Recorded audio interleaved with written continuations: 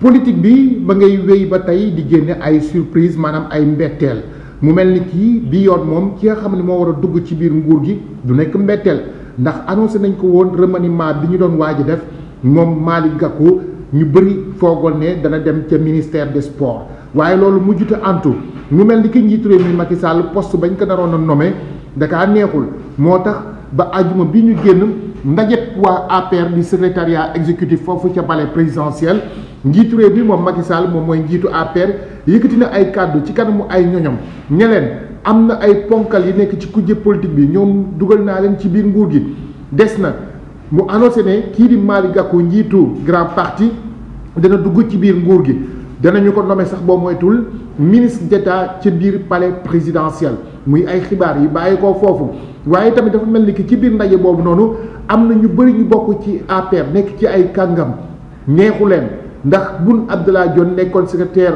d'État foofu la ca palais présidentiel moom dafa ne kii di njiitu réew mi njiitu APR duggub Idrissa Seck ci biir nguur gi dafa nekk loo xam lu teel la mu warul woon am kon daa mel ni kii Mohamed Boun Abdallah Dionne dugg Idrissa Seck ci biir nguur gi nekkul li ko neex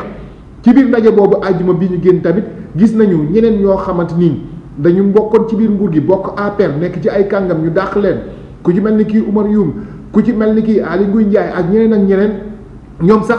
jibaloon nañ ne ay kàddu ne gën nañoo jébbalu ci biir parti APR nekk ci ginnaaw le président Macky Sall saa yu leen woowee danañu ñëwaat kon loolu dafa wane ne rek ñoom ba tey ña ngay nekk Baye Fall ca biir APR waaye ci biir ndaje àjjuma bii ñu génn Aminata Touré moom teewul ci boobu leen ndaje ndax dafa am lu ko metti lool ndax bañ ko dàqee ci conseil économique social environnemental